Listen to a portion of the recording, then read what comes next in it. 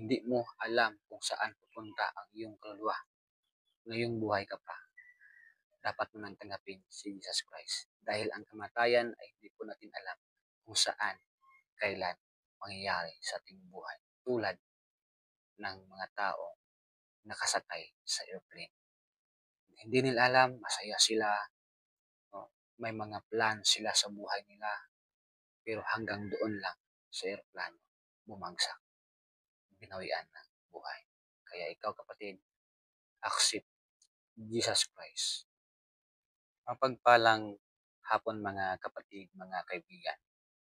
So ating panoorin ang video na nangyari isang airplane na na-crash sa Indian Airport. Ating panoorin mga kapatid.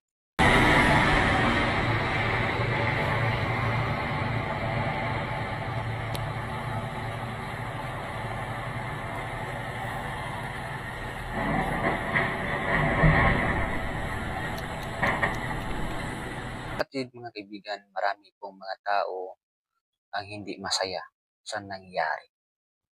Pangit yung mga taong yun na nandoon sa airplane, nakasakay, ay hindi nila alam na yun na pala ang kanilang last na buhay.